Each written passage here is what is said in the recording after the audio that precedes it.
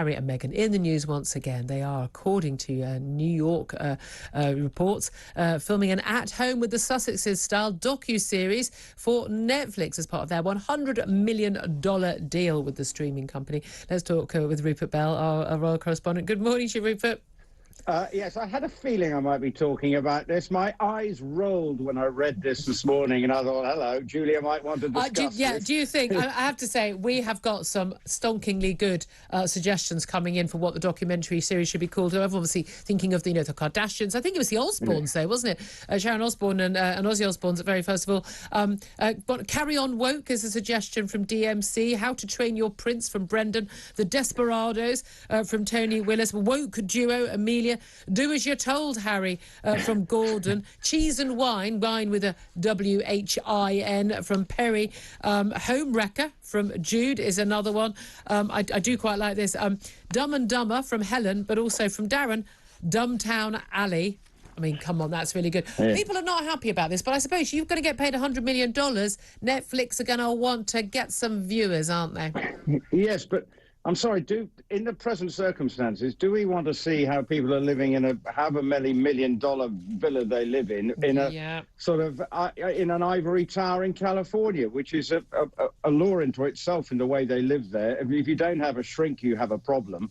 The whole world in California lifestyle is not at that level is not comparable to 99% of the population of this world. And unfortunately, it feels out of touch. But what they're going to have to deliver, he's going to have to deliver yet again something that hooks us. So there's got to be some sensational stories along the way. Otherwise, it's just going to be incredibly dull. Well, that's it. This whole idea about she was going to do some animated cartoon series about some book she's written, and then it was just going to be all these worthy things about climate change and mental health, which is all very well. Well, the latter maybe. But that's not going to bring in the big viewers. There has to be other stuff. And I know that Netflix apparently been quite cross with them. They gave this big interview. I think Harry gave this big interview about his contact with the Queen to, was it NBC ahead of the Invictus Games, rather than to his Netflix documentary team.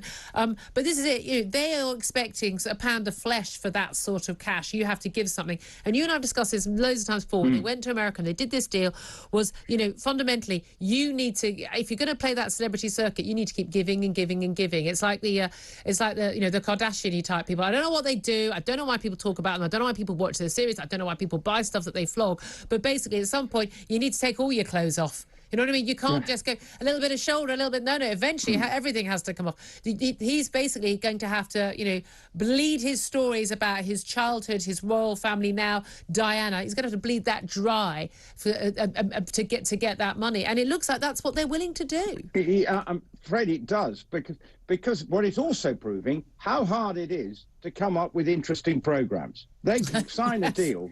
Okay, let's be honest. Everyone is looking for that next hit, but they've suddenly got all this money. The Invictus Games documentary, I absolutely get. That would have been made even if they'd had a deal with Netflix or not, because someone can actually see that that's got genuine human interest stories about it. People's trying to overcome horrible adversity and competing. I get the Invictus Games things wholeheartedly. It's the other stuff. You just end up feeling it might be a lecture of how we're all supposed to live our lives.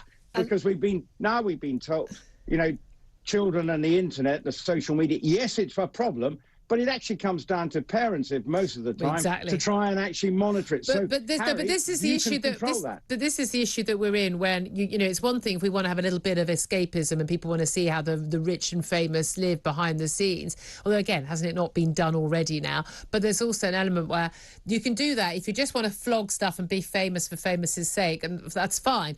But if you're going to be lecturing us all the time, then probably a good idea if we don't see your sort of 17 marble bathrooms in your Montecito, California mansion.